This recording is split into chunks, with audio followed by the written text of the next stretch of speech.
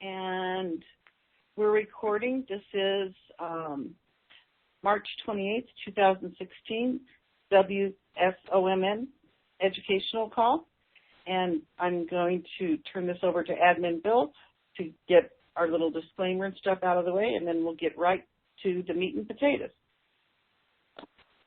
Thank you, Blondie. Okay, the disclaimer is pretty simple. The details that are included in this call that are provided as basic information.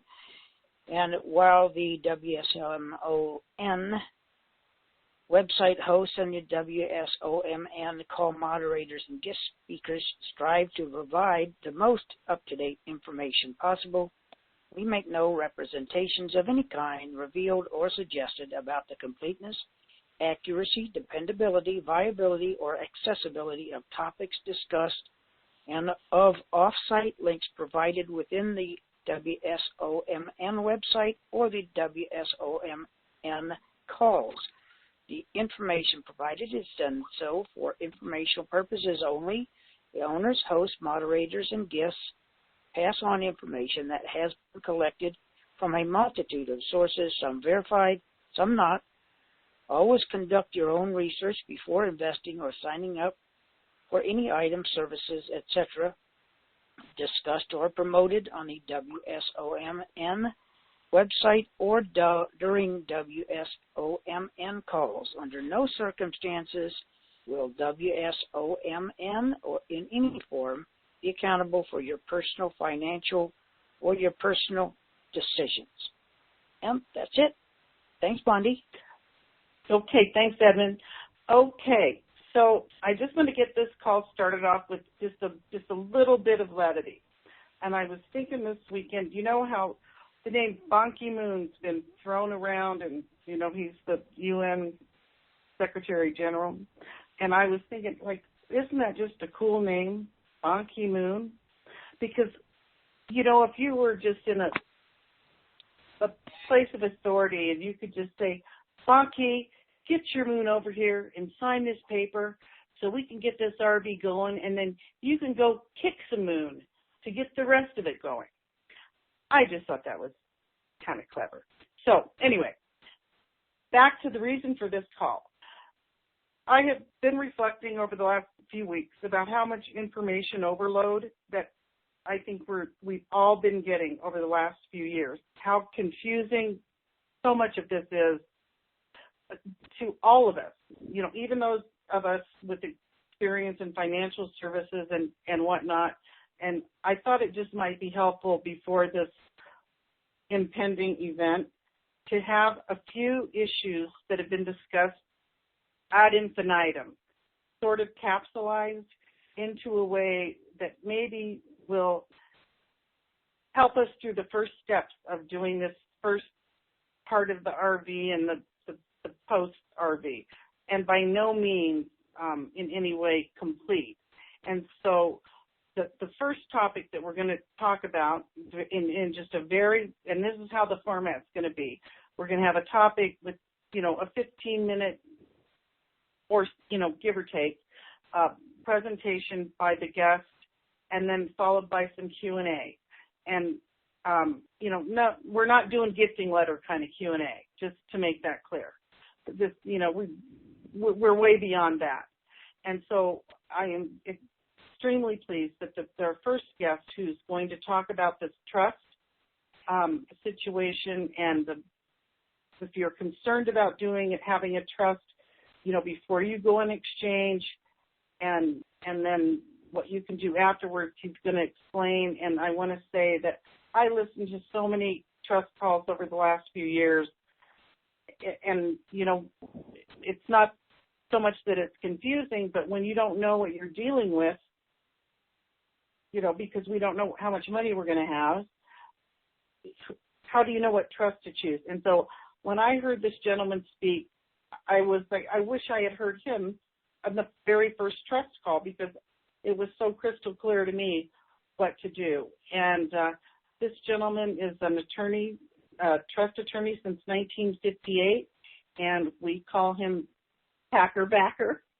And with that, Packer Backer, I'm going to unmute you, and you can let her rip, honey. And thank you for being Blondie. with us. My pleasure. Thank you very much, and I appreciate those kind words. I have to make one correction.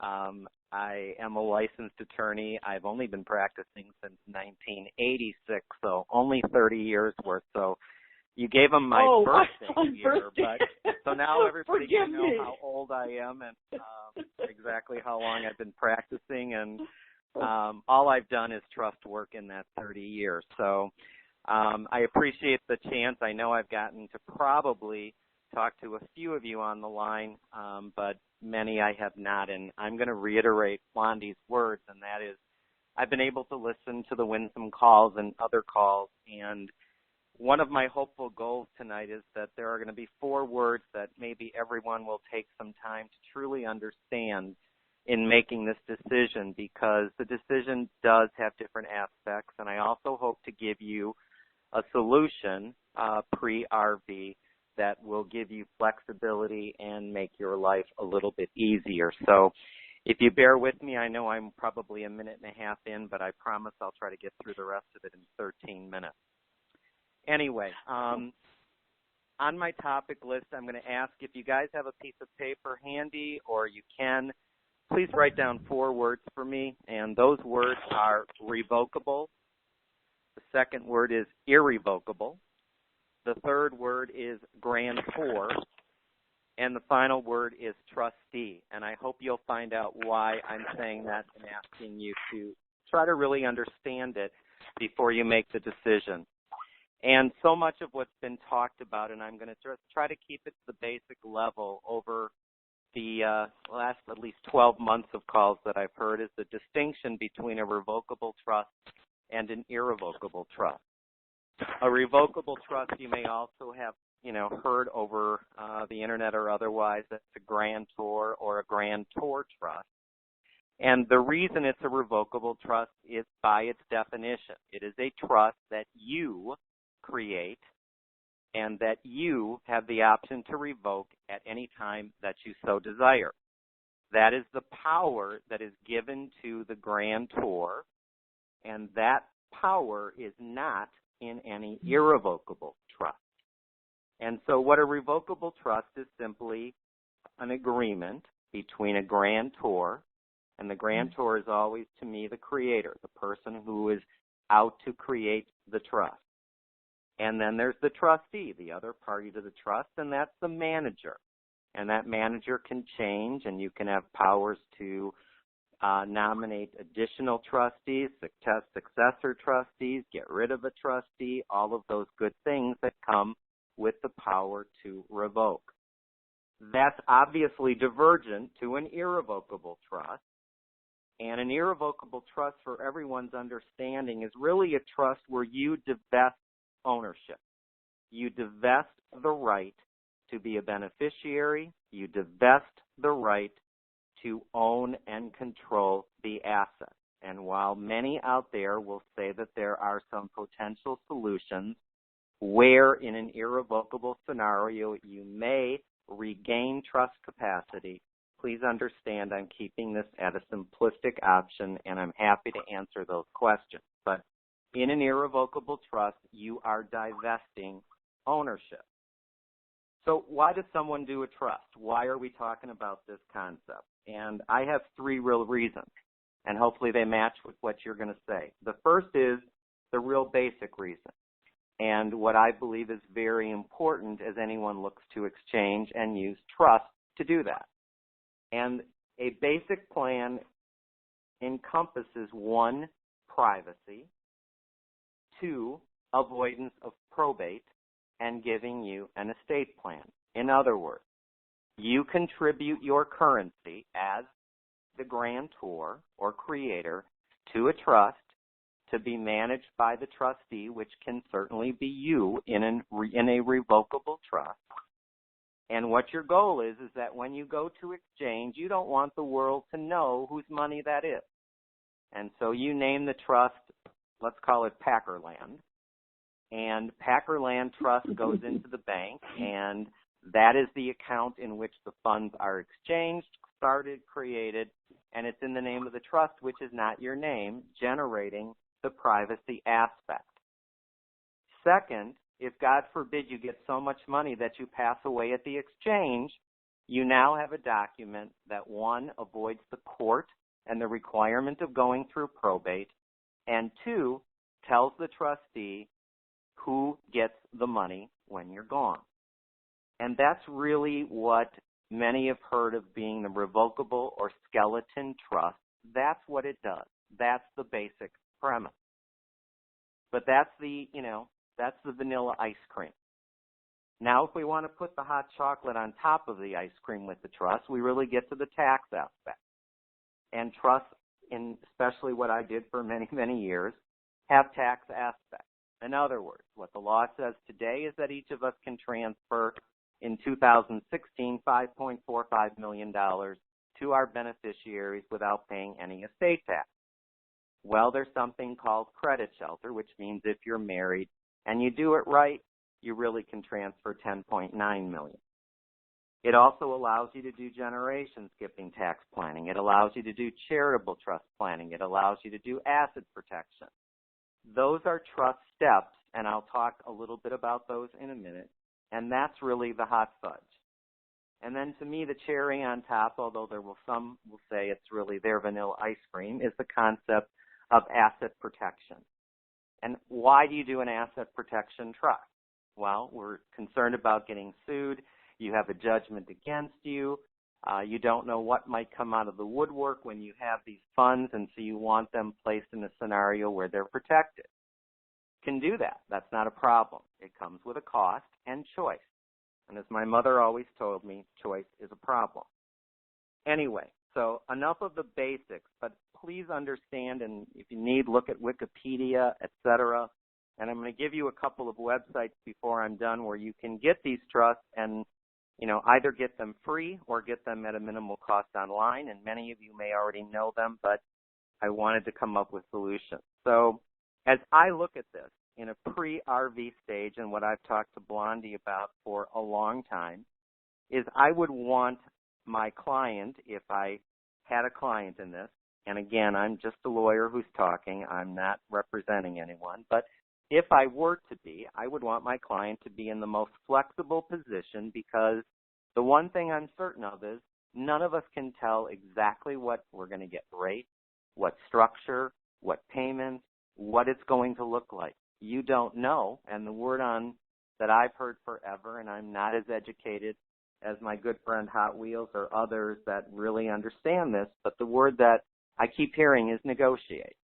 So if you're going to negotiate, we all don't really know exactly what's going to happen. And so if it were me, I would want to be in a flexible position where I can keep open every single idea that I'm going to give you. And there are, 15 or 20 that I think apply.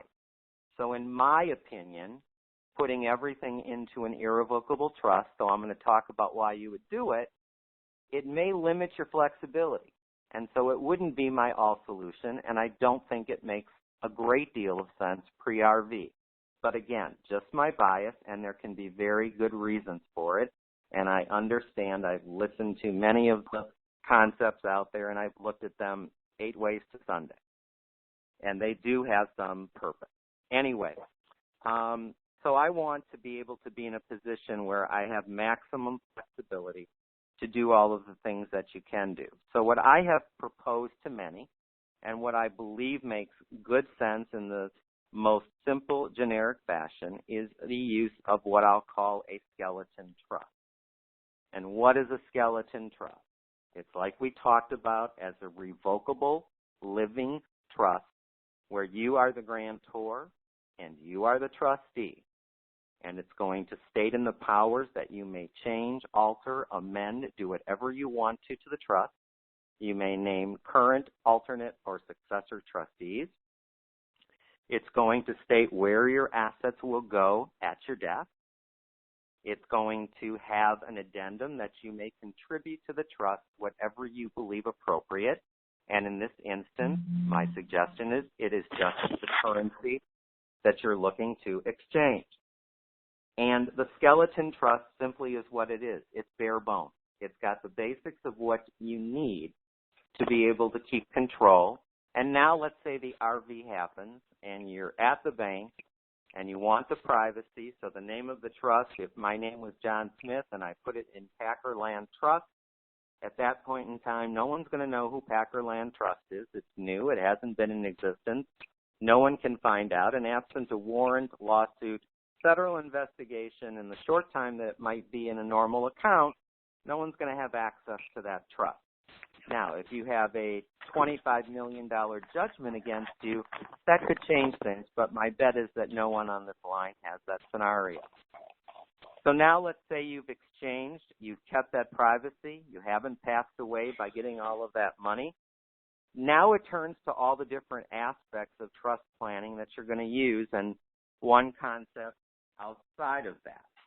So what it really provides is that you could do, a grantor trust, you can do annuity trust, you can do charitable trust, you can do insurance trust, you can do residential trust, you can do generation skipping trust, you can do family limited partnership, and I could go on and on. Those are the key 6 in my mind that you would do right away. And so you likely, all of the wealthy people or about to be wealthy people on this line, one trust isn't going to do it. It's not going to create the planning that you want, and we'll talk in a minute for that.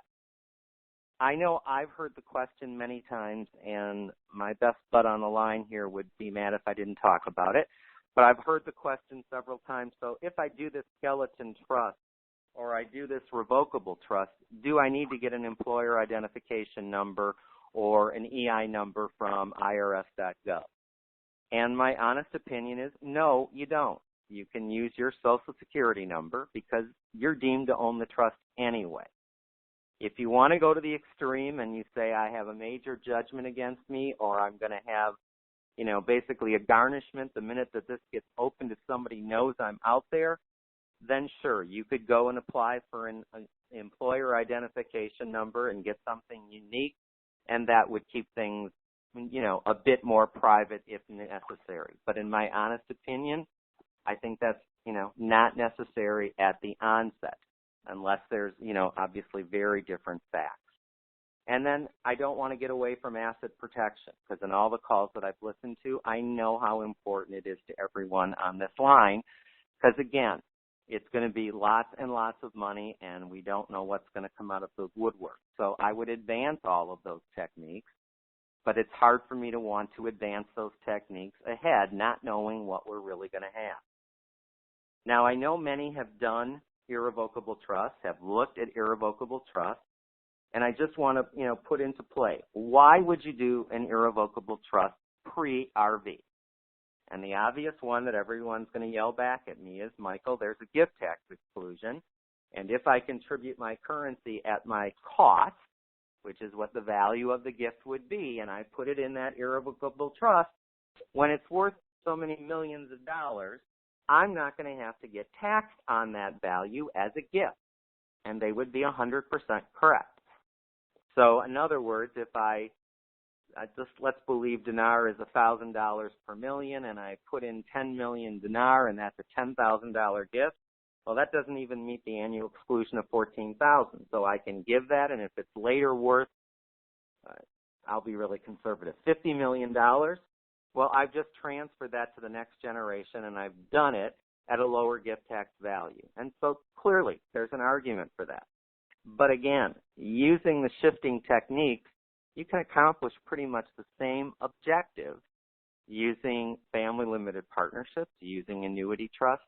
You can do all that, and I can make up any bit of tax planning that you're going to get with the irrevocable. But again, that's a legitimate reason, and I totally understand it.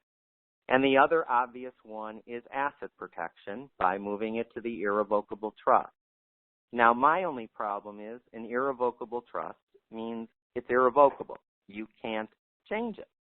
You can want to change it, but that's a lot of effort, and it's outside the scope of what this call is. So you have to balance the irrevocable trust, in my opinion, with loss of control, and it's what I've taught lawyers and taught clients over the years. that's a balancing of interest. And I'm not here to say that I have every answer for each person on this call. I don't. But I think, using the facts, and if you truly understand the 4 words I told you, I do believe it will help people. Now, again, I mentioned, Blondie, that I would just throw out some things, and I did some reviews today. If someone wanted to do a skeleton trust or a simple, what I call basic concept, the trust that they provide for free on a site called tidyforms.com, and you spell that T as in tiger, I as in igloo, D as in dog, Y as in ear, F as in Frank, O as in Oscar, R as in Richard, M as in Mary, S as in Sam.com. There is a, what I think, pretty good revocable trust that is free. They do require an email, but other than that, there's no cost to it. And if you want someone to walk you through it on the Internet and don't want to spend the normal cost for a lawyer, I do believe, and I've used LegalZoom, or I should say I've used it with clients, LegalZoom.com. I believe the fee is somewhere between $249 and $299, and, you can use their basic trust as well. But really what I hope, and I'll be happy to answer questions, Blondie, what I hope everyone can just, really get a handle on is understanding the difference between revocable and irrevocable. And please understand, if you try to retain interest or in an irrevocable trust, if you can be brought back as the trustee or you can be in a position of a beneficiary, please remember powers of appointment and retained interest are the IRS's glad-handed word to bring it back into your ownership. So you have to be careful with it. There are good trusts out there, and I understand and recognize that, but I just want to make sure each and every one has an understanding of the two, and that's kind of my thought, Blondie. So I don't know if I'm over by a minute or two, but anyway, I appreciate the time, and thank you, everyone. Well, I'm going to smack you silly for that one, Packer, but just to kind of simplify how it made sense to me is that the revocable trust is basically just a parking place. So when you have a place to put it, when the RV happens, you have anonymity and you avoid probate should something happen to you, and it buys you time to analyze all the different trusts that you mentioned and what's going to work best for you, because there's not one right answer for everybody. But at least you're not under the gun to have this trust, and it, for what I was provided via your advice, it was a 10-minute deal. It was 5 pages. Simple, cut and dried, and it just gave me such a sense of relief. So that's my 2 cents. I appreciate it, and now I'm going to open this up for questions. Like 10 minutes, we'll try to do that. So if anybody has a question, please raise your hand, and it's star 2, I think, to raise your hand. And I have a question to start. Is this Wheel? It's got to be Hot Wheels. Yeah. Go ahead, Wheel. Hey, Packerbacker. It really pains me. It really pains me to say that, by the way. Just one more word, just to add to your list of things that can be included later. And wouldn't that include foundations of all sorts that can be added to this pile that you're developing? That's a great question. Thank you. When I mentioned charitable trust, Wheels makes a great point. Your charitable trust can encompass a 509A1 or a 501c3 private foundation or charitable organization, and absolutely, Hot Wheels. That's the reason I want the flexibility, because I think everyone's, you got to look at your own facts, your own dollars, and most importantly, what's your goal? When you have, I know we all have humanitarian aspects that we want to accomplish, but if there's $100 million in your bank account, what's your real goal here? What do you really want to accomplish? And hopefully, with your attorneys, and my greatest suggestion, get the best out there. You'll need it.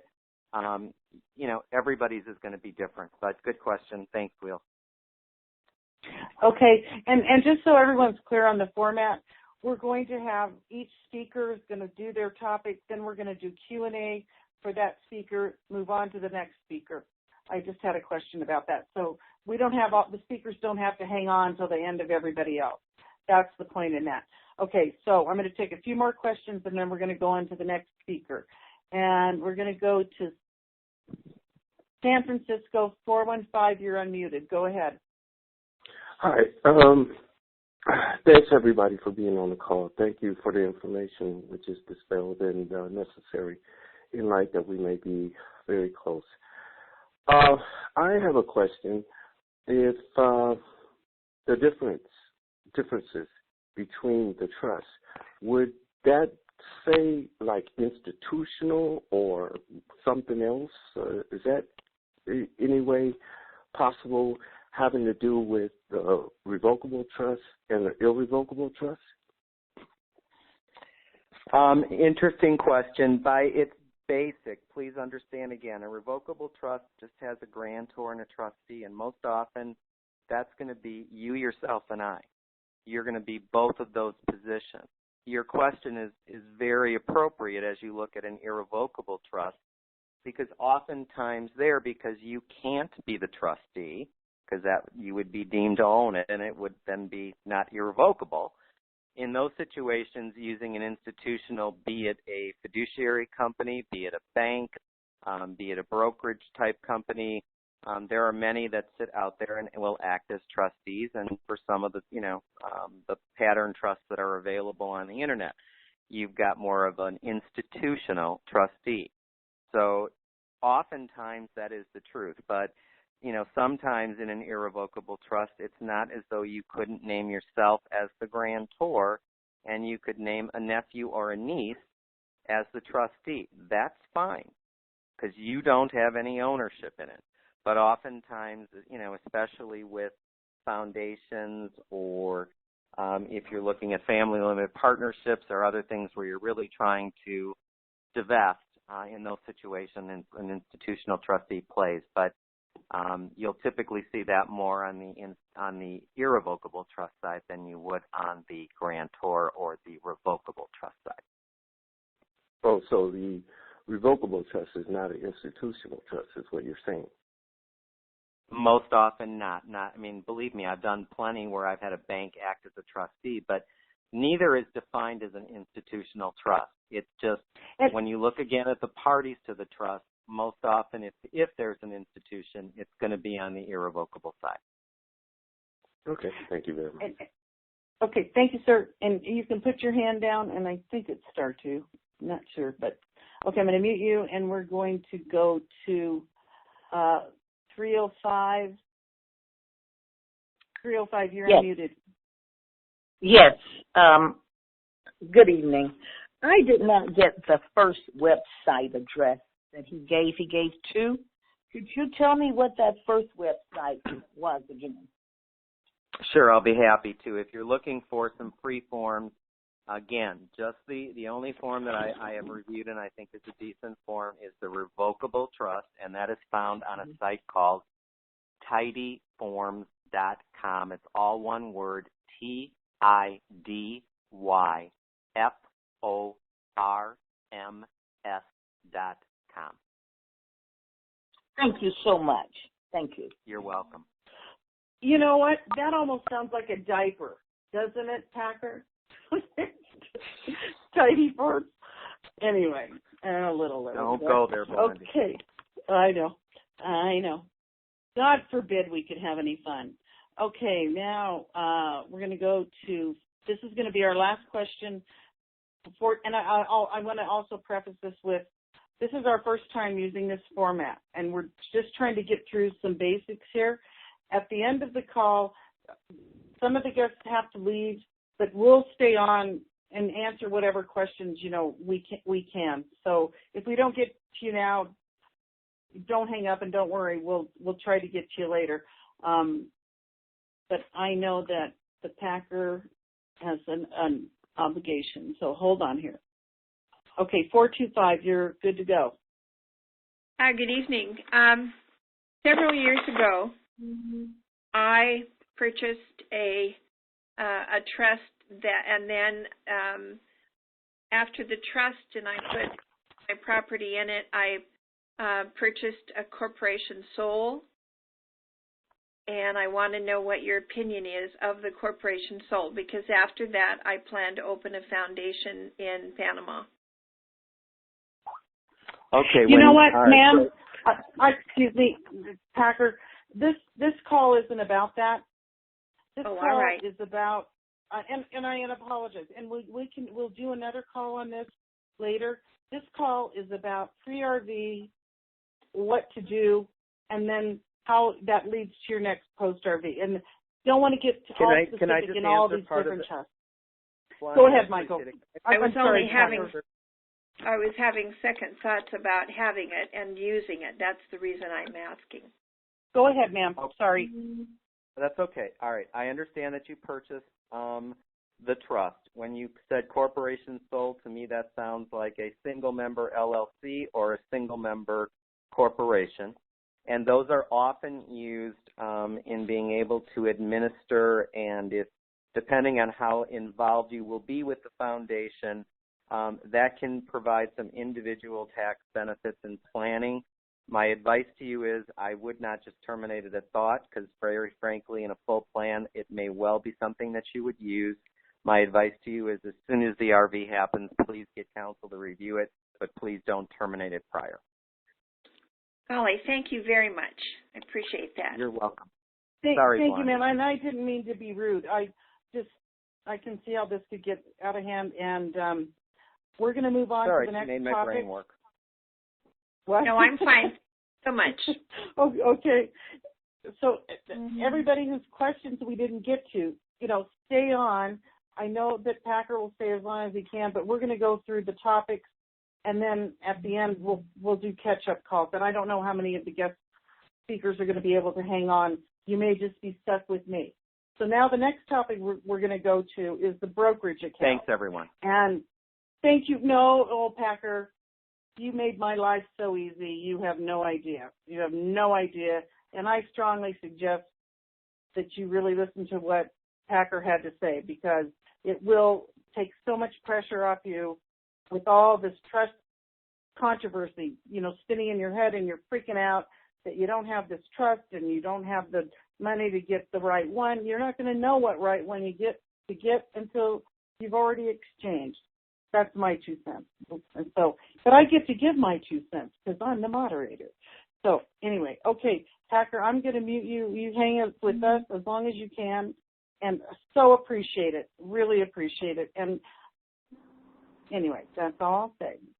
Thanks, Blondie. Okay, so thank you. So the next topic we're going to is the brokerage account issue, which we've heard ad infinitum about when you go into the exchange, about putting your money into a brokerage account, blah, blah, blah. Now, my next guest, who I've known for 30 years, and all of my guests actually, I don't know why they hang with me, but they do. But I have known him for 30 years, and his name is Baby G, for Baby Genius, because that's what he is. And there's a whole long story, but we're not going to get into that, about why that's his nickname.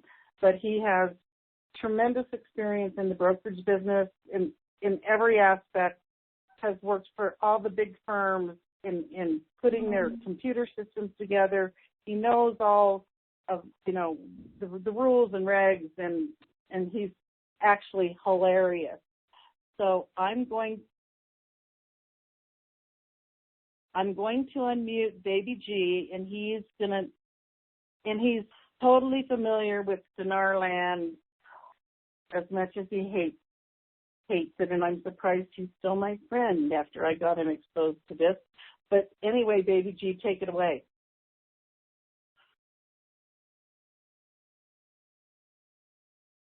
Baby G, are you there?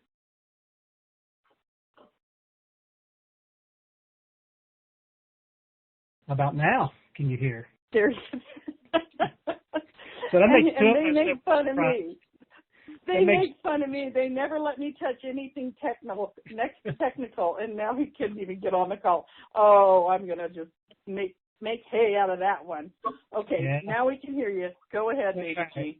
Well, I'm going to sum up everything I've learned from Blondie over the last 30 years. Number one, okay, thank you for calling in.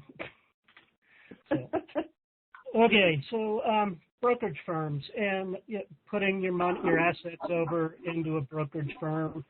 I'm not a big fan of banks, having been working with banks and with brokerage firms. And the big, there's a lot of similarities, but a lot of differences too that you need to consider as you do your due diligence. A lot of discussion in dinar land about insurance and insuring your funds, and there are a lot of discussion of FDIC. Brokerage firms are insured by SIPC, which is the Security Investors Protection Corp or something like that, and there's a lot of and so they protect, but they have different levels of protection. Because with brokerage, you have to worry about protecting not only cash but securities. So they look at it on an aggregated value of what they will insure. And it really is up to you as you do your due diligence. With SIPC, it'll cover up to $500,000 with $250,000 of that being in cash. But almost every full-service brokerage firm worth its weight will have additional policies, and it's readily available information where you can see what their insurance is, and some of them will insure up towards $500 million. And so you're was that half a with a B? With a B, yeah, 5 million. Okay. So, so brokerage organizations or firms have a little more flexibility than bank entities, and that's where you really need to decide, what kind of, what funds you have available, where you want to put them. Never would I ever suggest putting them all into one single entity, and but there are options in the brokerage. Some of the things that I like in there. First, the other thing I want to hit is there's been a lot of conversations about brokerage firms having the ability to trade your money. That is strictly an option that you would have to opt into. There, with fiduciary rules and with the way firms are regulated, they will by default say you have to tell us what to do with your monies and with your assets. They do not have the wherewithal to go and do what whatever they see fit with. Brokerage firms also, by regulation, cannot commingle firm funds with client funds, and they have to account for that. Where they know that Blondie has X dollars, X assets, and they're her assets, they're not firm assets. So, and their accounting has to account for that. However, the regulators deem that that's monthly, quarterly, weekly, depending. And so, I like that oversight. But where you would give the firm discretionary authority is if, in the event you want to buy into what they would call their packaged products, where you could say I'm putting in $100,000 and I'm investing it in taxable entities, and it would be, and typically what they would do is package a handful of mutual funds or ETFs and allocate your funds over those instruments on some percentage basis, and you would, that's all determined by the firm, how they want, where they would allocate that, because they're striving for some percentage return out of that package. And once you opt into that, they'll say you want to have 10% of the 100,000 invested in one tranche of that package. Well, if it gets up to 12, 13% because of the return that's been encountered, they may want to rebalance that platform and say, okay, go back to 10% and take that other 3% and let's allocate it into these other instruments, or this instrument's not performing, so they'll pull it out and put something, another one or two new products in there and allocate across those. that's where they would need discretionary authority, because they're going to automatically rebalance those after they give you forewarning on that. I'm not a big fan of discretionary, but if you're buying into their products, that's something you need to consider. And again, it's your due diligence. Learn what that firm does, learn how they do it, and it's really up to you. Never put all your funds into any of those things.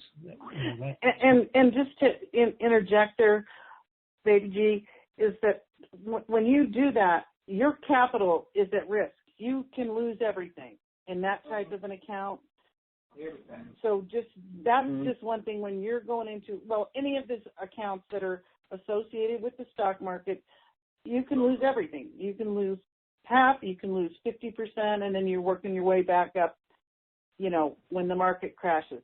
I just wanted to clarify that. So head on.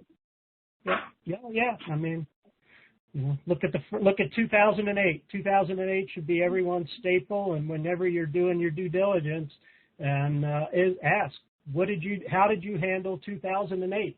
What were your counterparties? What was your counterparty exposure during 2008? Your money markets, did they break the dollar barrier? That to me is going to be the way to approach all of these firms when you start interviewing them and determining who you're going to, for lack of a better term, get in bed with.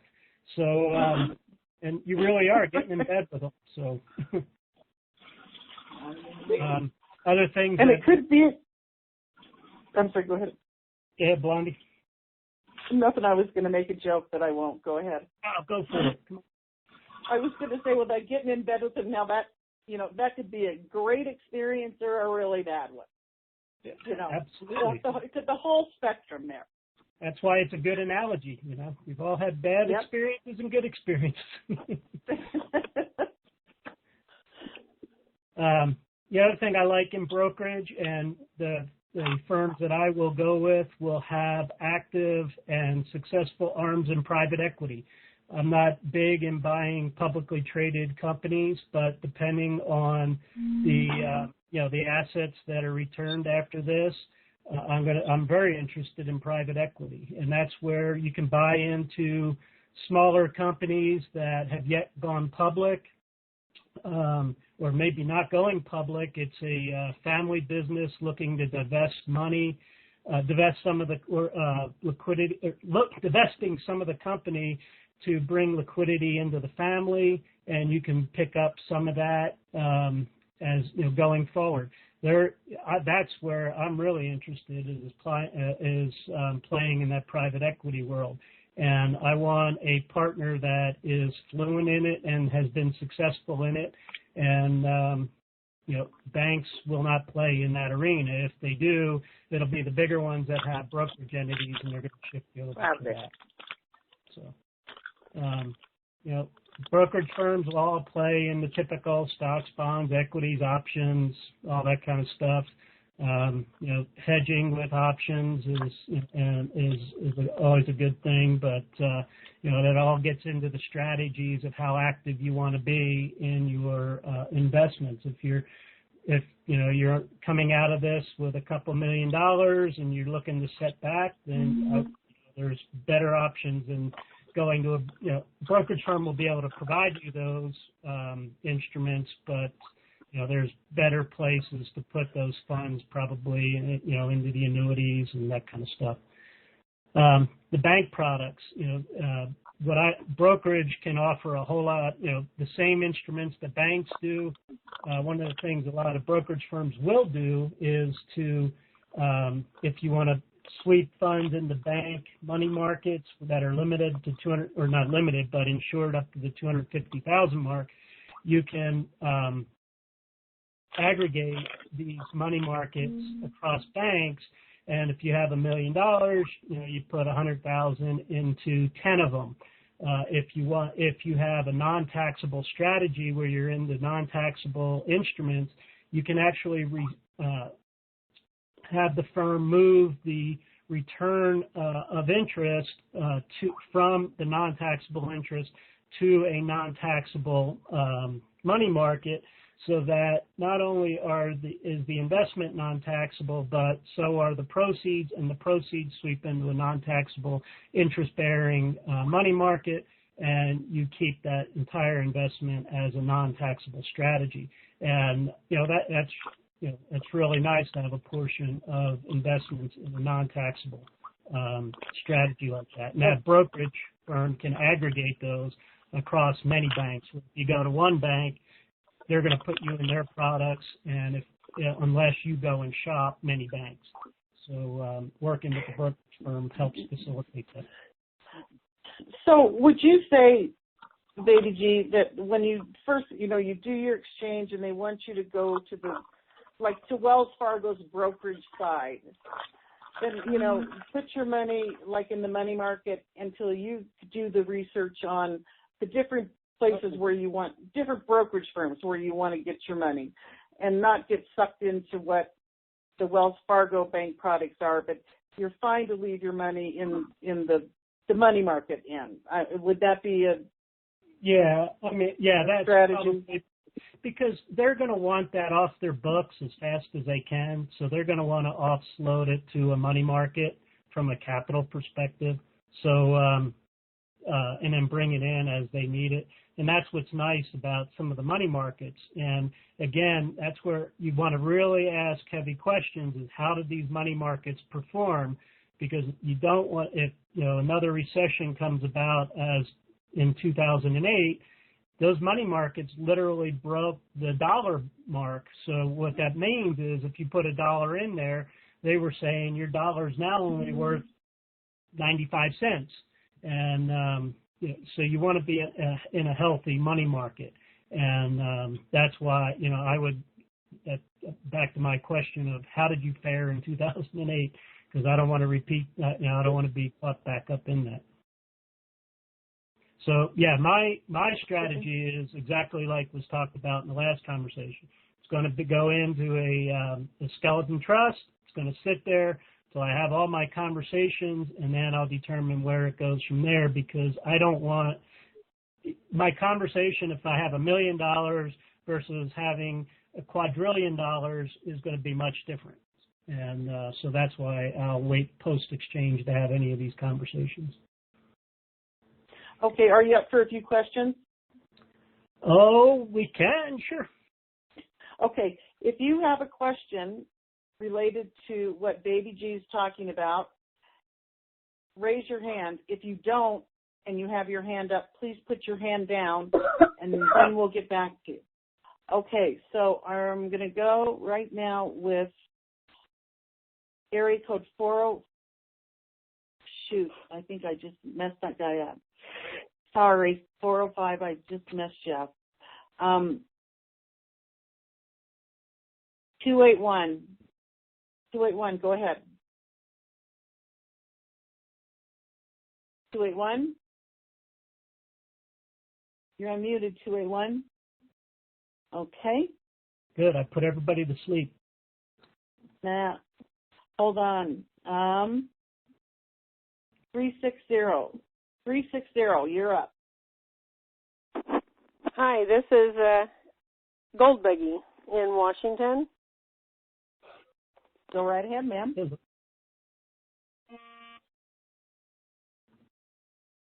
Hello?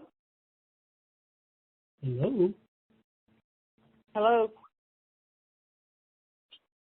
I can't hear you. Yeah, Can you hear me now? Go ahead. Okay. Yeah, go ahead. Hi. With your information about brokerage accounts and the prior information about trust, I've held currency for over 10 years, so next week may or may not happen in my book, but do you set up these accounts as a trust? Is it like if you do an exchange and you have a bank account, can you put it in there and then decide to move it into whatever account you want later? Well, if you're going to do a trust, you're going to set the account up as a trust, your bank account. It's going to be the trust you've already. So it won't be my name; it'll be the trust names set up in. Yes. Oh, okay. I didn't understand that.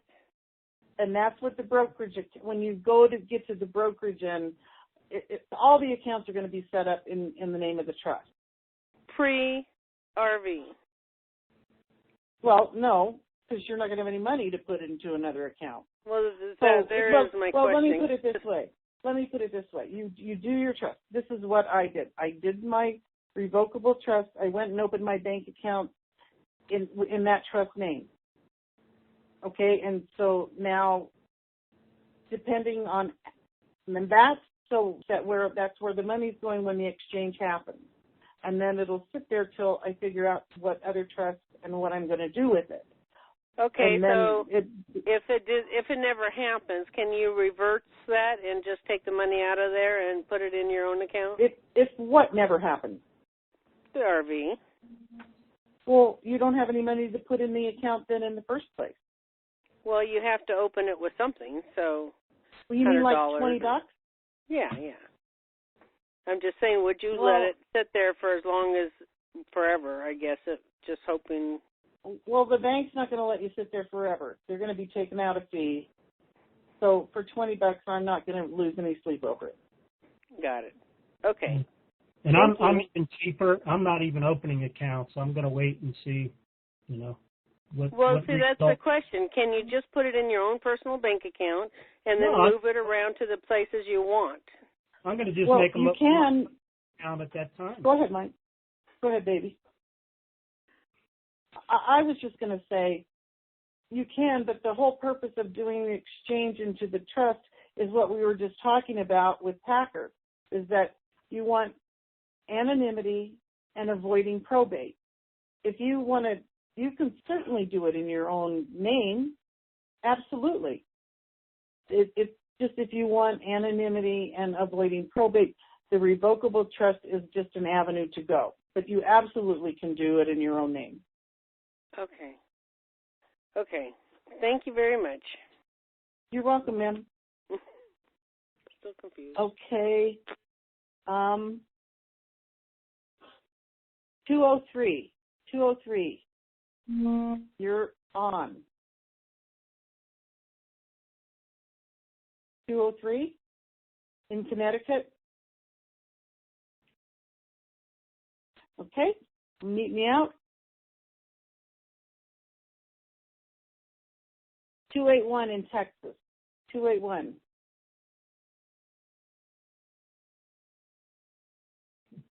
Hello? 281? Yes, ma'am. Go ahead. My question was about the first person who spoke was about trust. So. Okay, I'm going to mute you out, and then we'll come back to you after we get finished with the rest of the guests, okay? Okay, 816 in Missouri, 816. Hello? Yes, ma'am. Go ahead. Is that me? Okay. That's you. I have a question. This is my first time ever calling, and I am not very old in this. And there's some other friends of mine that just gotten in the last 2 months. Where can we find information about trust if you're not familiar with trust? Where's the best place to find the information on trust? Okay, you know what? You're out of order in this, but because I see our guy is still on, I'm going to let him answer that. So, Packer, could you answer that? I apologize, Blondie. I just had to run away. I'm happy to. Could we please repeat the question for me? Go ahead, ma'am. Yeah, someone that's brand new in this, and that's me plus some other people. Where can we find the best information out about trust, how they work, and how to set them up?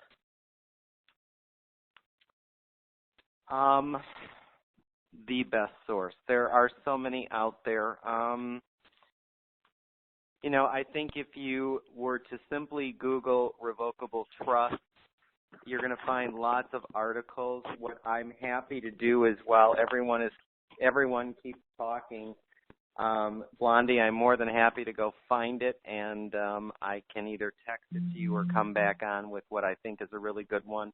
Offhand, all I can say is there are many. You just have to be careful. I will tell you that Wells Fargo has a couple of articles that I've seen online that are very good, but I don't know if it's appropriate, Blondie. I'll leave it to you. But if you'd like, I'll be happy to go find one, and if you give me 10 minutes, I'll come back with one. That'd be great. Whatever works for you, and then we'll post it in the forum. Okay. Now I'm gonna go. Go ahead. I'm not a member of a forum. All I see is what's on Dinar Detective.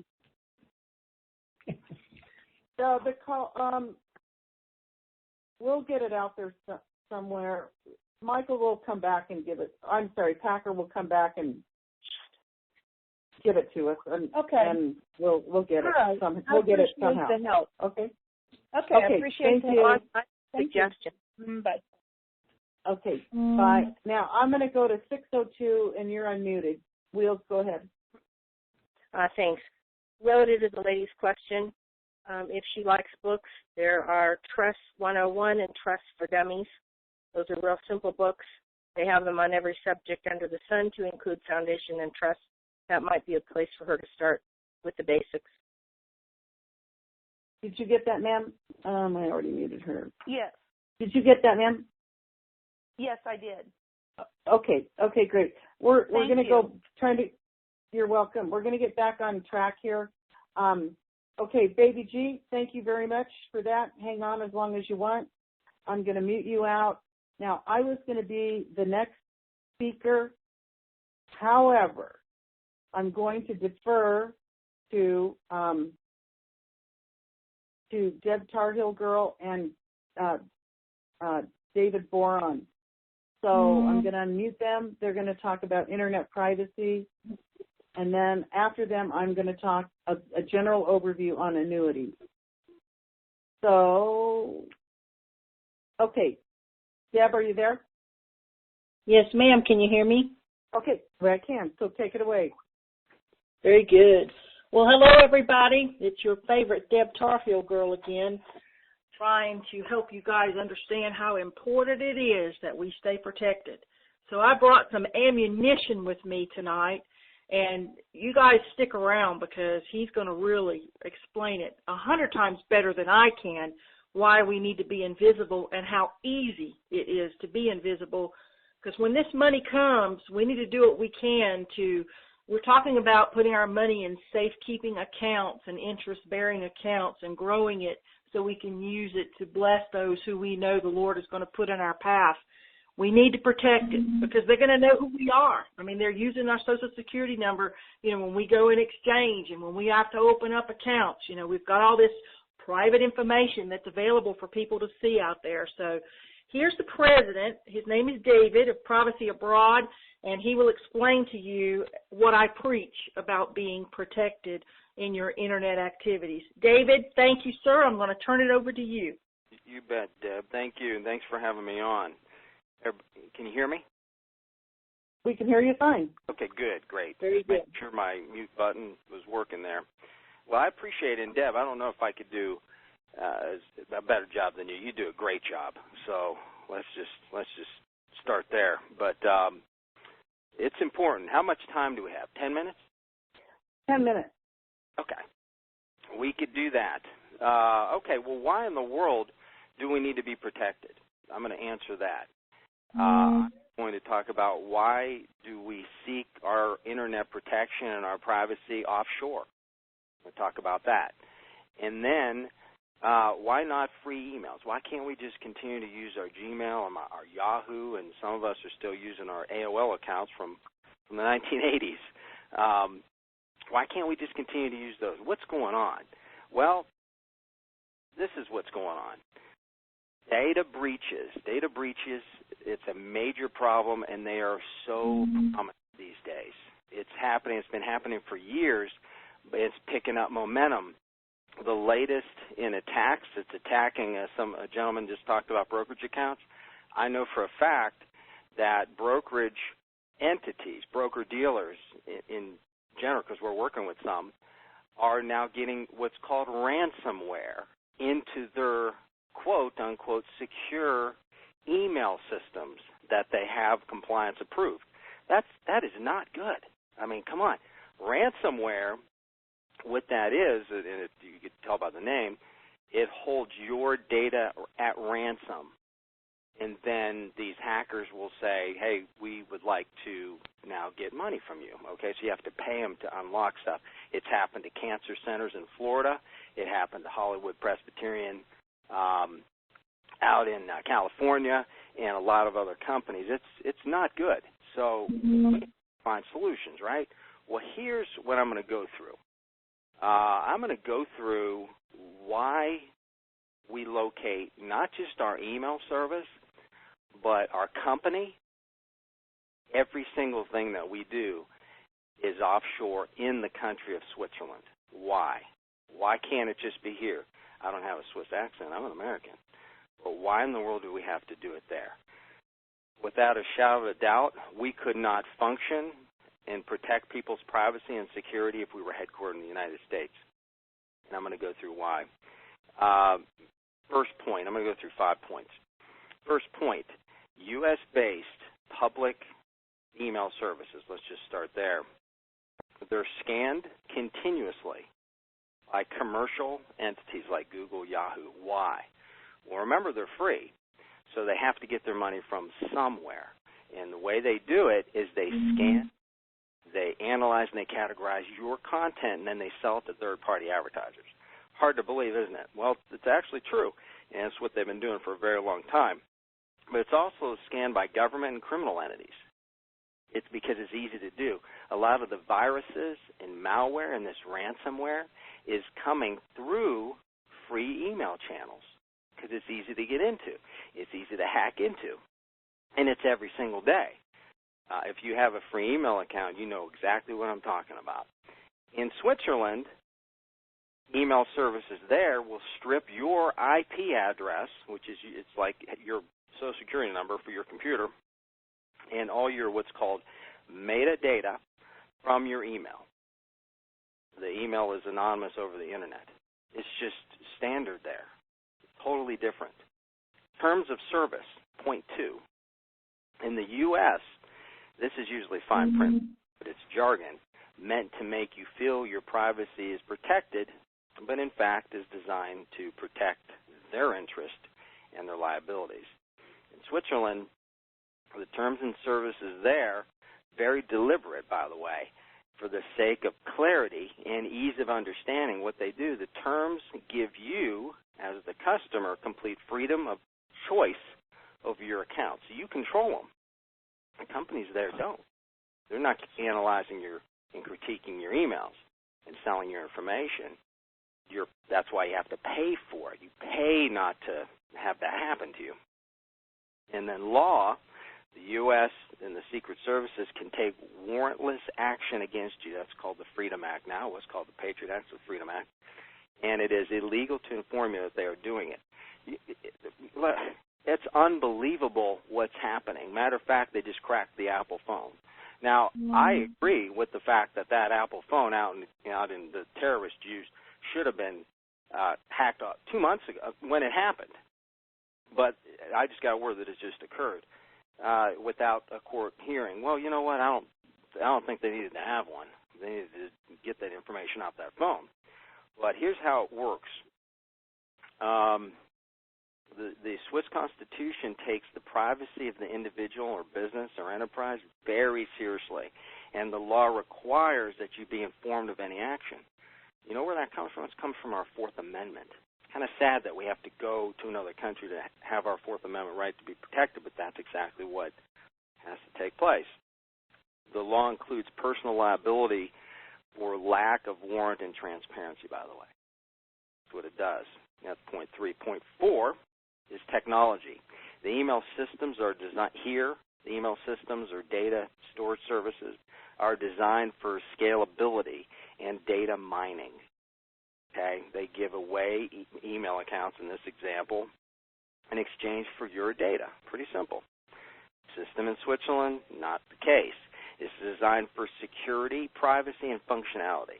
They don't use cloud storage providers.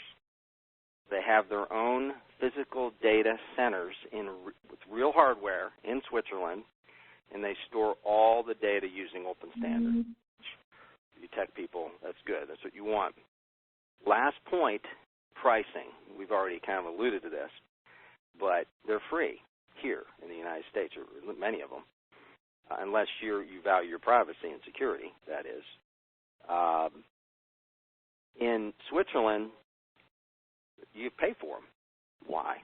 It's because the data servers are simply more expensive there, and of course they are because they build in, they're very precise. It's like a Swiss watch over there, and predictable, but it's also protecting your privacy and security. They're not scanning, they're not analyzing, they're not categorizing.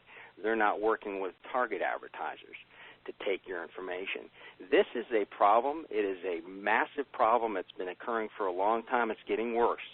And data breaches, if you don't think it can happen to you, believe me. The FBI, I'm going to quote the director of the FBI. He said this. He goes, there's two types of companies in the United States. Those that have been hacked and those that have been hacked and don't know that they've been hacked. That's what he said. That's a serious situation there. And I'm going to close with this. I went through pretty quick, and I'm in my 10 minutes, so we're good. But I'm going to tell you this.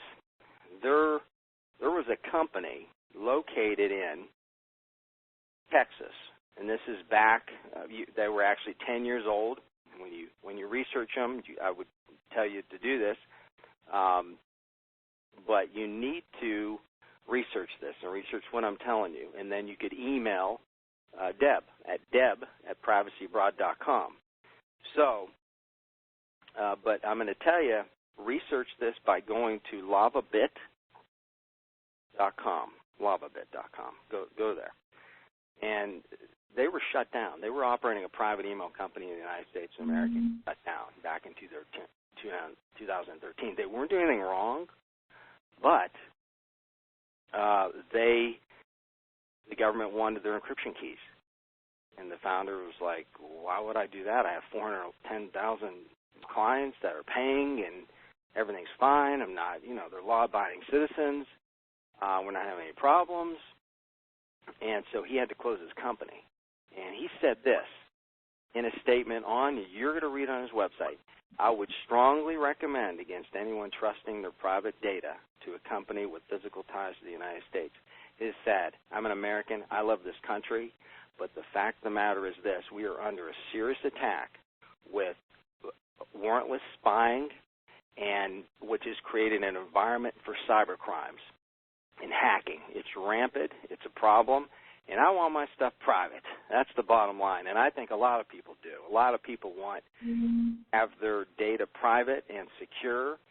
And that's the bottom line. Not just email, but all of your stuff, your usernames, your passwords, your documents, your browsing. When you're browsing the Internet, you want to keep that private as well. Your phone calls. We protect all that. And again, research what I'm talking about. Email Deb at privacyabroad.com for more information. And I think I finished within 10 minutes, so I don't know if we have a Q&A or not, but I've been more than happy to stick around for a few minutes. You did a great job, but I just want to make sure everybody got this. It's Deb at privacyabroad.com. And that's like abroad, like I'm abroad. Okay, so privacyabroad.com. And so, David and Deb, if you don't mind, because now it's getting hard to discern who's got questions about what, I'm going to do a real quick annuity thing, and then we're going to open it up to questions and whatever question it applies to, that's what it'll be. So I'm going to mute you out, and I'm going to make this short and sweet. Unless Packer has that website, or if he's come up with that, because I don't want to leave that woman out in the cold there. And we also will post all of these websites in the forum. So I want to address on annuities and kind of get a little bit of an explanation and a general overview. An annuity is a contract that is basically designed for retirement purposes. And there's been so much talk about, everybody's going to get an annuity. I forgot. There's no one here to give me a glowing recommendation. Wah! But I am licensed. I've been in financial services for a really long time. And, you know, I have a really clean record. So there you go. But there's a little misconception, I think, out here about annuities. Annuities are designed for retirement purposes. And at this point right now, and this is what I do, as I, you know, sell and recommend annuities. You need to decide when you're getting an annuity if you want income for life or if you want to enter into this contract for 5, 8, 10 years and then take a lump sum out. That's sort of the key decision in my decision making. And right now, for what the interest rate that annuities are paying, maybe not be the best investment if your goal is not income for life. If your goal is income for life, then that an annuity is what you want to do with a lifetime income benefit rider, which is going to accumulate anywhere from 5.5% to 7%. And it gets a little complicated. And that's just what I want to say about that. So for me, Blondie, because I want income for life, not that I won't have it from all the other stuff, but just in case, you know, something happened, and that's for me, Blondie. This has nothing to do with my kids or inheritance or anything like that. This is for my retirement. I want to know for sure how much money I will be entitled to the moment I start taking income, what I'm going to get every year. And with that lifetime income rider, the interest rates are fantastic. Right now, if you just went in to buy an annuity to do that, to get a lump sum, the interest rates suck. You'd be better off doing, with where we're going to be at, you're going to be able to get a better rate. But these things change every year. But the thing about annuities is that they're guaranteed. You know, you can't lose your money unless you're in a certain time. But for the most part, you're guaranteed a certain amount of money. Right now, it may not just be the best vehicle. And I've had people talking about, oh, they're going to buy annuities for their kids. Well, if you buy an annuity for your kids, they're 25, they can't get out of that instrument until they're 59 and a half without paying a 10% IRS penalty on top of any gains that would have been made. So that really doesn't make sense. And I think there's just been a lot of misinformation going on about that. And perhaps the better vehicle for the younger folks is to do a life insurance thing. And that's a whole nother topic, and we can do another call. Actually, hopefully won't have any more calls, but if necessary, you know, if we need to kill some more time, we can do calls on each of these topics and get into the real nitty-gritty of them.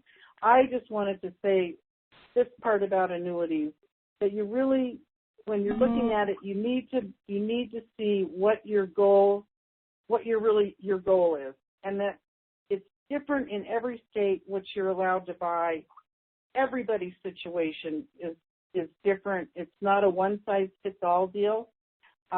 And that's all I'm going to say about that. And is somebody laughing at me? Or sneezing? I'm going to open it now for questions, and now we can ask questions about any topic. So whatever host, I'm going to unmute all the hosts for all the guests. And here's one, a host, okay, oh, the board was just moving on me. Okay, so I'm going to go to 426. Go ahead. In Washington. Go ahead. I'm sorry, it's 425. 425, you're unmuted. 425? Okay. Gosh, if that's me, I thought I had muted myself. Oh, did we already talk to you? About the Yeah, did you have another question? Oh, I thought I was out of how do I get it? No, you need to, I think, star 2 to put your hand down. But I'm going to mute you out and move on to the next person. Thank you. Bye-bye. Bye-bye. If you've already asked your question, please star 2 and put your hand down. Okay, now we're going to 937. 937. Good evening, everyone. How are you? We're doing great. How are you? Well, I'm fine. The biggest thing I guess I'm scared of, and I don't know if this would be the trust guy or Kenny G's brother, Bobby G, Baby G. If we walk in there and we get $50 million to $100 million when we're in there, what's the best thing to do immediately? Where do you put the money, or what should you really do? Well, and any host chime in. Are you going to put it in a trust? I mean, when you go to exchange, are you going to do a trust? I could see myself. I had a trust one time that was declared illegal, so I am a little petrified of that. But it's still a possibility. Well, you can go in, and I'll let all the other hosts can opt in here. But you can exchange it, just put it in an interest-bearing account, I think. And then you need to go talk with those wealth managers. And I think what Baby G was saying, you have to research the different brokerage firms and different, correct.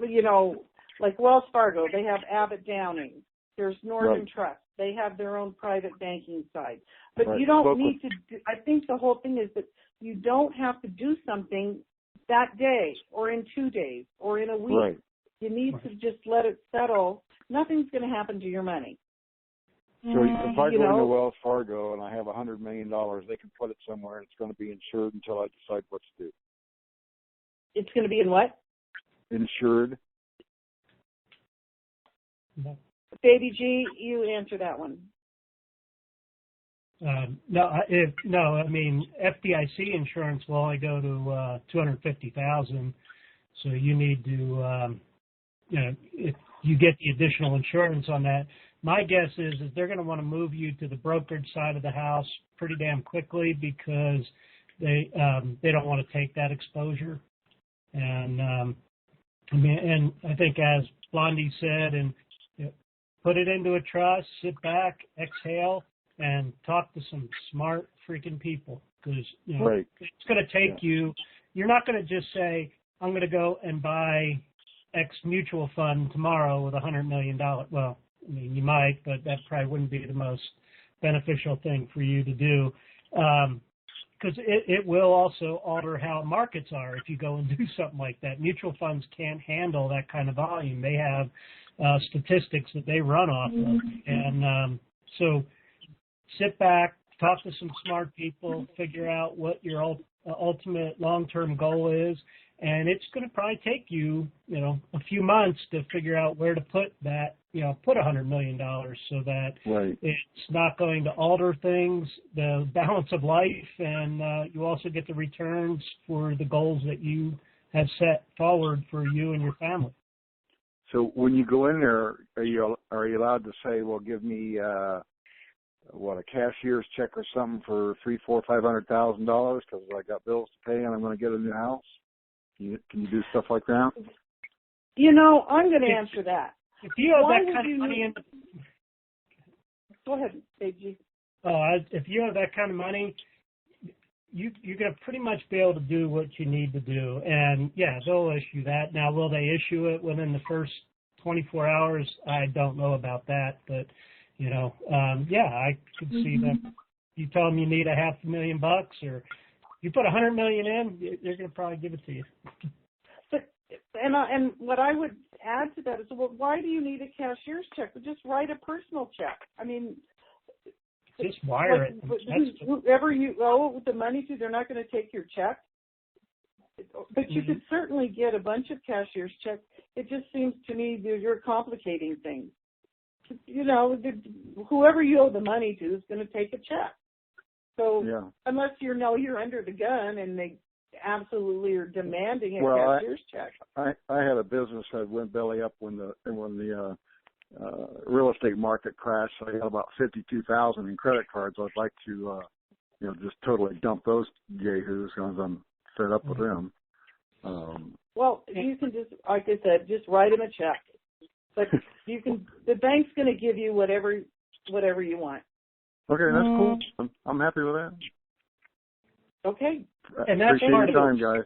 And that's part of the reason I'm not opening these accounts or talking to these guys about what I want to do until I find out what the yield's going to be. I mean, there's no telling if it's going to be, $1 or multi-cajillion dollars. Who knows? Right. Appreciate it. Thank you very much. You're welcome, sir. Thank you. I have 919 in North Carolina coming in as a host, and I'm not sure who that is. Who is that? Martha and Don. Oh, okay. Okay. Well, I have a you question. showed as a host, but go ahead. Well, that sounds kind of interesting. I have a question on the privacy abroad. Go right ahead. Is there any problem of changing to go in and sign up with the base and then convert to a higher level later? That's one question. The other question is, if I've been currently paying bills for utilities, etc., on my computer, how do I transition?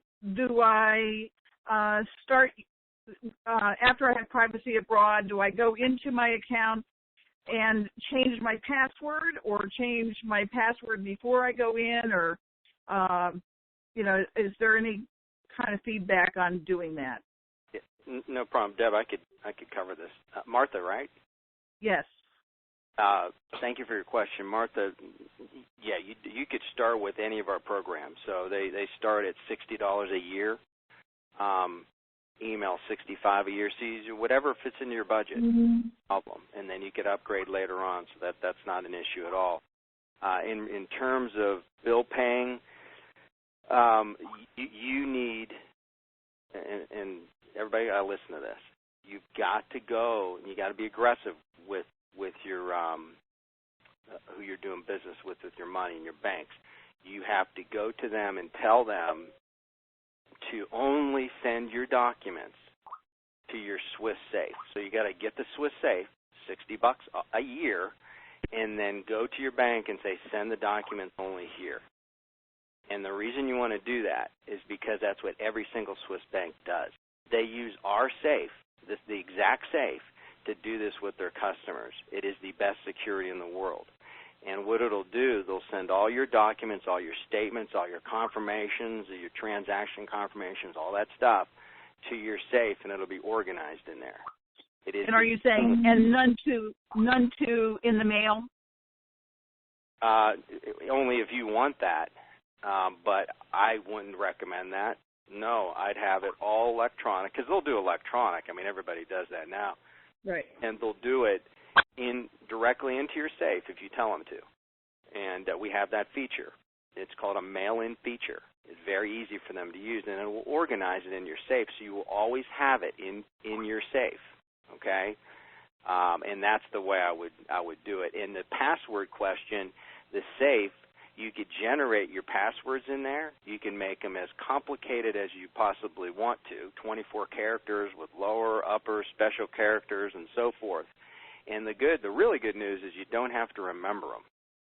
So your safe remembers them. What you have to remember is is your password to get into your safe, because we don't have it. No one has it except for you. Now, we tell you to call it a recovery code. We tell our customers, print your recovery code. It's the only way. If you just, get hit in the head or something, you forget your password to get into your safe, you have this recovery code, and we insist that our customers put that in their private email. Okay, so you have your recovery code, and then because you're talking about trust on the call as well, you have what's called a beneficiary code. That's a patented situation there. We have a data inheritance. You want your wealth to pass, but you want your beneficiaries to know where your wealth is, don't you? I mean, I would think so. So you have all your accounts in your safe, and you give your beneficiary or your executor or your trustee in your trust your data inheritance code. You make them a beneficiary of, or whomever. You could have multiple beneficiaries of your data. Very, very important. Okay, I wanted to get that in because it kind of fit in with your question there. So did I answer all your questions? That's part of it. Have you heard of Proton Mail? Yes, I have. I have an email, and that's supposed to be Swiss. Have you heard any negatives? Not that you can really talk about them, but are there any negatives with them? Here's the thing. I lived in Switzerland for 3 years. All of our partners are Swiss-made. So, we're only partnered with Swiss-built encryption. Proton Mail is good. They are headquartered in Switzerland. That is correct. So they fall under the wonderful privacy laws of Switzerland. But they're not Swiss. They're Korean. I don't have a problem with Koreans. I have, and I prefer to use encryption and technology hand-built by the Swiss. They're the best at it, in my opinion. And so anyway, Proton Mail is not. So we had a chance to sell their services. I declined. And plus, they had what's called a DOS attack. They were attacked by ransomware. Similar. And I don't know if you knew that, but it locked everybody out. This is back late last year. That's a result. Now, they couldn't get into the data in Switzerland. They couldn't get into the data, but they could just lock a good group of people. I think it was like 75%. You can research it, out of their emails. You couldn't log in until they paid them. They actually paid them off to be able to get their customers back in. That's something that you can't have happen. And, I mean, obviously. So just be careful. Just be careful on what you're doing out there with this stuff. There's not a lot of companies in this business because it's very, very expensive to get into it. So that's good. And there's not a lot of countries with the privacy laws of Switzerland. But I would say out of the ones in Switzerland, 90% of them are good to go with. I prefer ours. I think we've done our research. Okay. So. Next quick question. The $60 email, the safe is another charge, correct? Yes, that's correct. The email is $65 a year. That's where it starts. We have one at $92 as well, just space. And then the $60 is an additional cost, and that's for what's called our Swiss safe. So when we do VPN, explain about the VPN that shields all of your internet activities once you log on. It's one click to connect the virtual private network. You shield yourself while you're surfing the web. There is a privacy package out there that includes all three at a discount. So if you go to my website, I have your information. I have your information. Okay, good. Okay, great. We're going to move on. Okay, thank you. Thank you, Martha. Okay, Las Vegas. I don't know if that's a more. Hi, how you doing? Good. Hello. I'm going to mute somebody on here. You can use the speaker. Hello? Okay, go ahead. Go ahead, Las Vegas. Go ahead. Yeah, the question I have for you is irrevocable or revoke is the one that you should go with.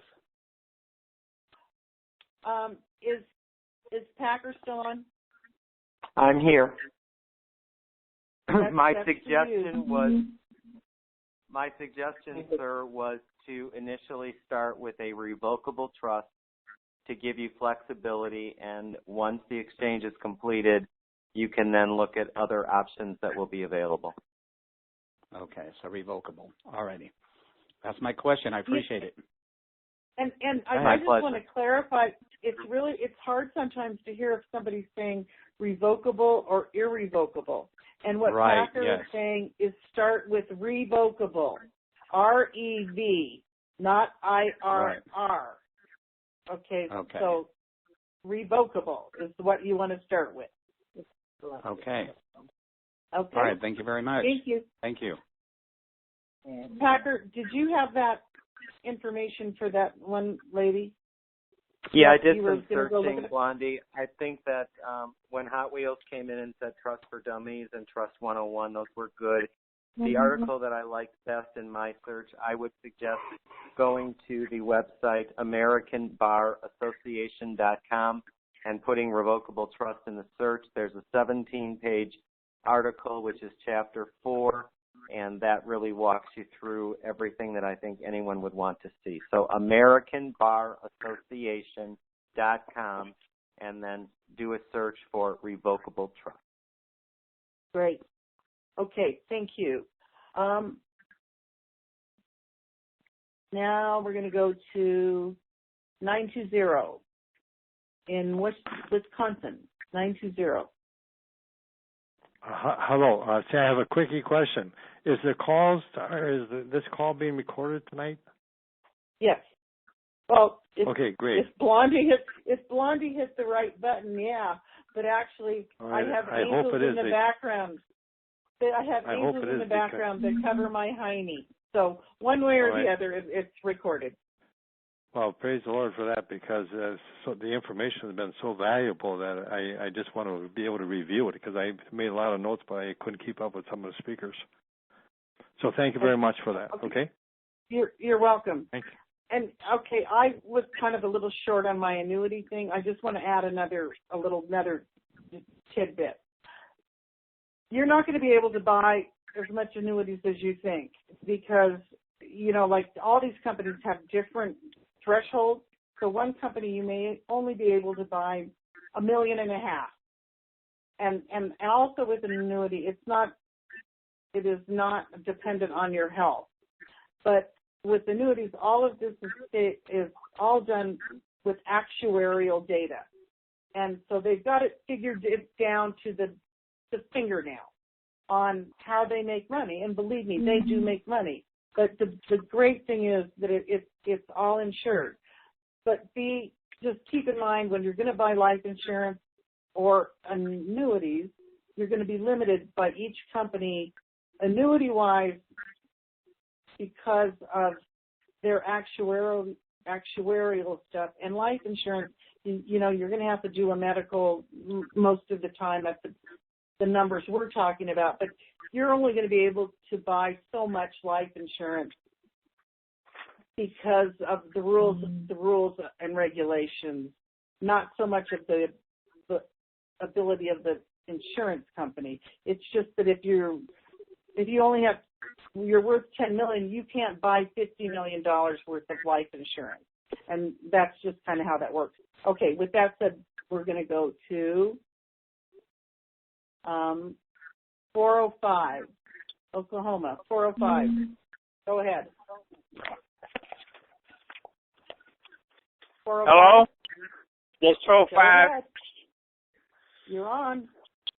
Okay, the question on annuity is that considered to be a form of upside-down insurance? Is it what? A form of upside-down insurance. Well, I've never heard it called that, but it's an insurance product. I don't know what you mean by upside down. Okay, what I mean is an annuity is purchased in units.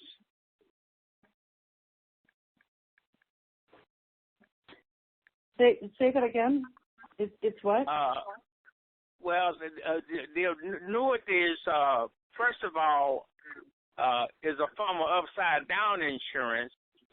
Actually, which is what I'm saying, when you get the money, you don't really actually need the annuity because the money going to replace the annuity.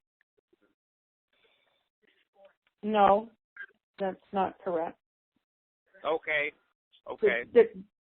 That's not correct. What happens is you're going to take a chunk of money and you're going to buy an annuity, and otherwise a contract with an insurance company. And there's going to be terms and conditions to that, and there'll be a length on the contract, and you're going to have different options to take out the money from your annuity. To annuitize is what that's called, when you start taking the money out. And you'll have the choice of taking a lump sum at the end of a period, or you can take it out in certain payments, or you can, have different kinds of riders that will allow you to take it out for the rest of your life, and you can get riders that will take care of, like, long-term care. If you have to go to a nursing home or something like that, you can get those kind of different options. But that's kind of how that works. Okay. Appreciate for taking my question, and thank you very much. You're welcome. We're going to take a few more questions, and then we're wrapping it up. Florida 386. Yes, thank you for taking my question. Hello, can you hear me? Yes, ma'am. We can hear you. Okay. Yes, my question would be a trust question, and I don't know who I would direct it to. But my question is this. What type of a trust would I go into if I wanted to put a large sum amount in for an adult married child? And would I have to have my name on the trust to be used? You know what, ma'am? By them? That question is out of the scope of the context of this call.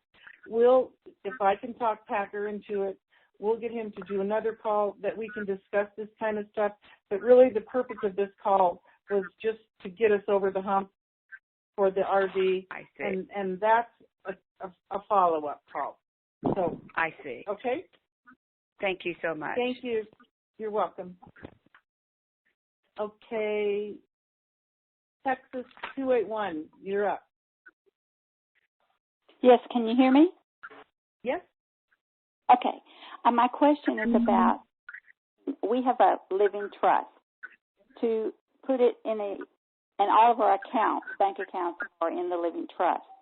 How would that work if we got a revocable trust? Would we slide the living trust into it, or are they the same thing? Are they separate? What? Blondie, I'll take that. Go ahead. I'm happy to take that. You have a living trust in which you've already contributed assets to it. So the first question is, would you want to simply, contribute the currency that you have to the current living trust, because you can add assets to it at any time, or we already have. You already have. So all of your currency is in that trust. So correct. You're set to exchange in that trust, and then once you have those proceeds, that will allow you to do planning with the additional assets that you're now going to have in the trust. But what's the difference between the living trust and the revocable trust? That's the difference between a revocable and living are the same thing. They're known as grantor trusts. You are the owner, so it's no different. Except our name is on the living trust. Can we change that? You can change the name of the trust anytime that you want to, because a living trust can be amended or altered at any time. And can you do that with a free form, or do you have to go through a lawyer to do that? I don't know that I've seen. There are several forms on the internet that are called amendments to the trust, and that's the form that you would use. And I don't know that there's one out there that talks about name change, but that's the basic form that you'd have to use, and then you'd have to just look into your trust to the section in which it's detailed, in which you have the power to change, and you'd have to identify that section in that amendment and then make the change that you'd want to make. Okay. Thank you so much for your help. You bet. Thanks, Tucker. Okay. Oh, Billings, Montana, 406. You're up. Yes, thank you for taking my call. I have a trust question for you. When it lists, there's a section in there that lists like assets or currencies. Do you list all your currencies separate? I own about 5 different foreign currencies. In order to, oh, excuse me, I got it. What you're asking is just basically when you're contributing it, you need to define the asset. So it wouldn't be enough to just say foreign currency. If it were me, I would want to list it specifically so that there could never be a question as to whether you contributed the asset. Right. And if any, you know, and as trustee, you would want that definitive information. Okay, so say if you had 15 million in Iraqi dinar, you'd list that as 15 million. Yeah, and I would probably also list the denomination. So if you the denominations. Have 3 different, okay.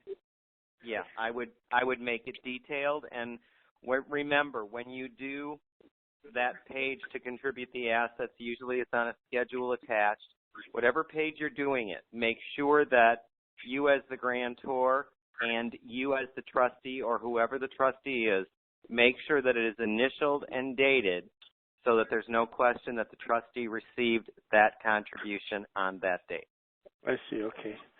One other question, and you can name that trust, you could designate a name outside your own name, is that correct? Like Absolutely. ABC Legacy Trust or something of that sort? Absolutely. Okay, well, thank you very much. I appreciate that. It's been very informative. You betcha. No problem. Thank you, sir. Okay, this one's been waiting here for a while. And 602. 602. Is that me? That would be you. That's you. Hi, Blondie. Hi, everybody. Okay, can you break this down just a little bit more? A lot of this is not, what I'm used to dealing with. And what I'm wondering is, I have 4 accounts being opened at Wells Fargo, and the other day the banker asked me if I would be putting foreign currency or U.S. currency in it. And I said U.S. currency just because, they're all don't believe that this is going to happen. So my question is, initially, do I put the money in regular interest-bearing bank accounts? No. Or do I do I come up with a trust? I'm really confused about the first step, what I do initially when I exchange. Well, as Packer said, you get your trust, you do your trust now, okay? And then you open your bank account in the name of the trust. You already have your currency in the trust, and you're going to exchange your currency into U.S. dollars. They're not going to take your foreign currency, okay, into your bank account. You're going to have to exchange into, U.S. dollars. And I would do that at the bank, right? Well, yeah, when you go to exchange. Yeah. Okay, so you're saying open like four how many trusts? One for each currency? If that's sort of been recommended, not sure if it's necessary, but I guess better safe than sorry. But you can open as many accounts as you want, and you're going to open them in that same trust account name. Okay. And you can okay. name it like the Blondie Zim Trust, the Blondie Trust Zim account, the Blondie Trust Dong account. You know, it's just all going to be under the same trust name. And Packer, correct me if I'm wrong, but basically that's the way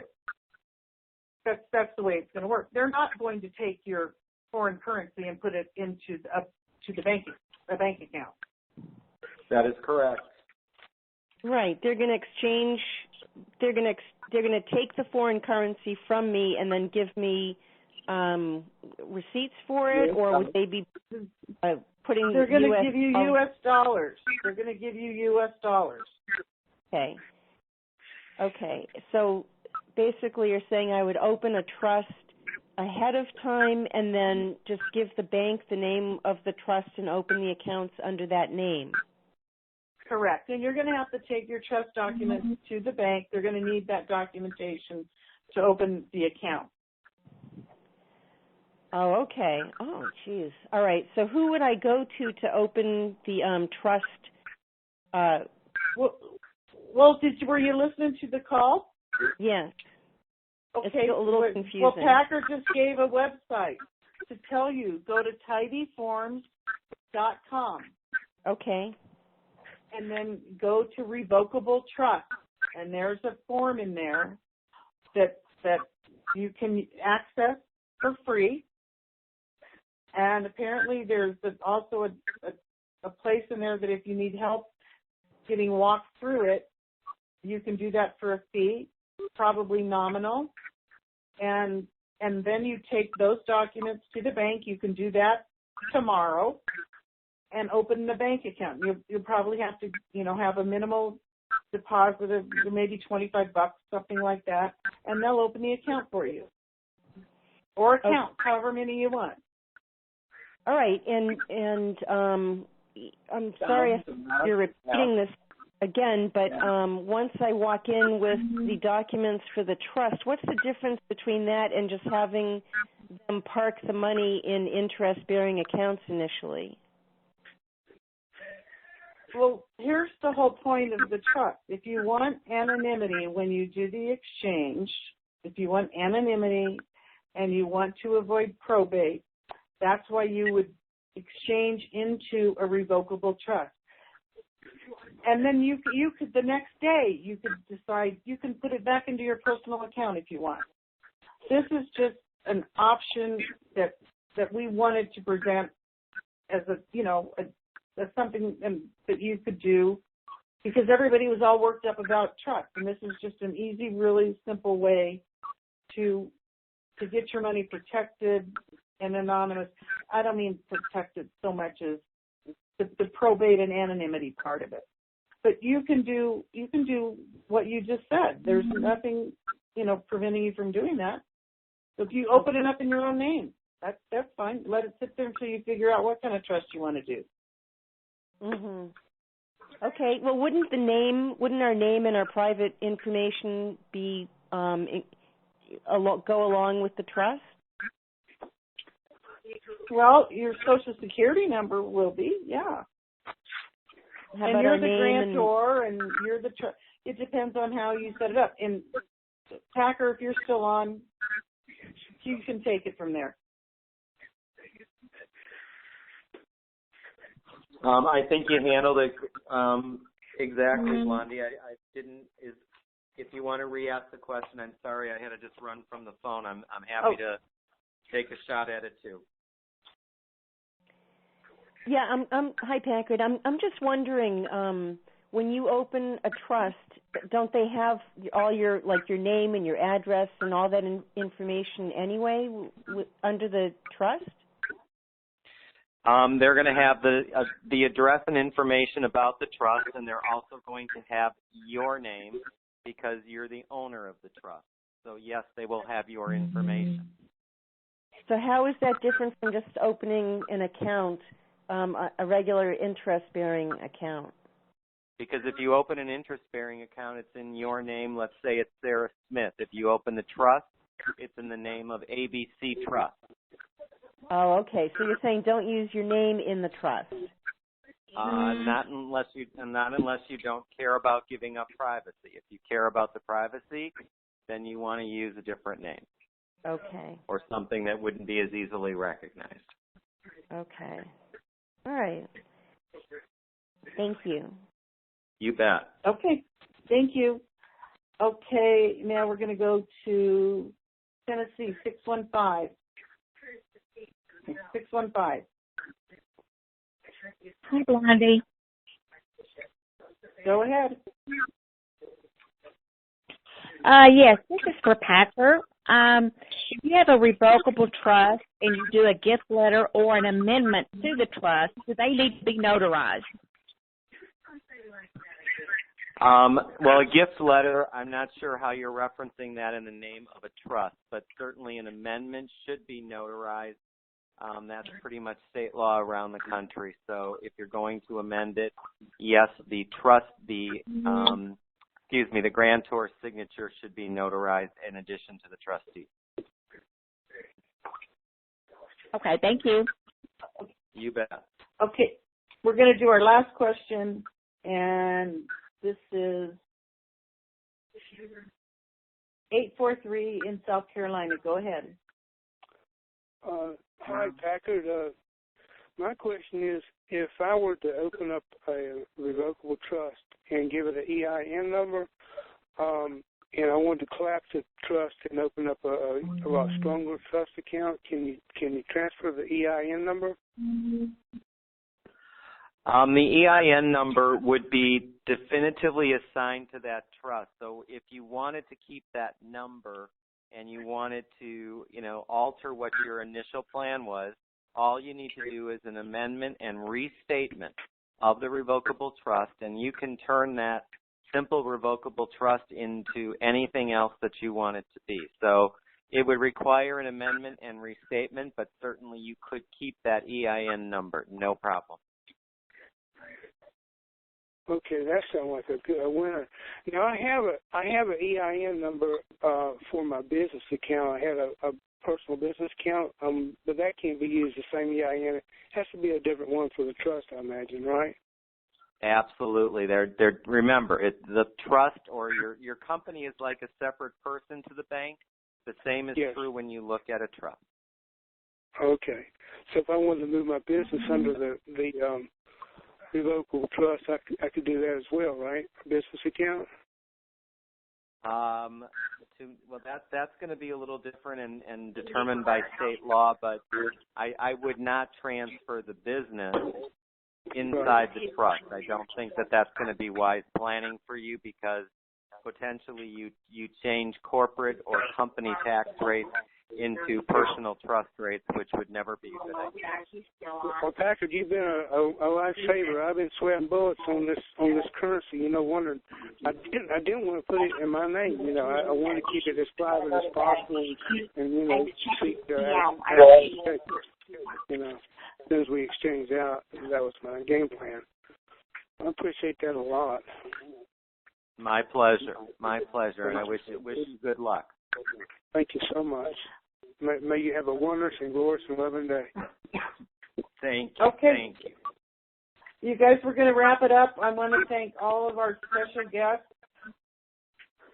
Packer Backer, Baby Genius, Deb Tar Heel Girl, Dave,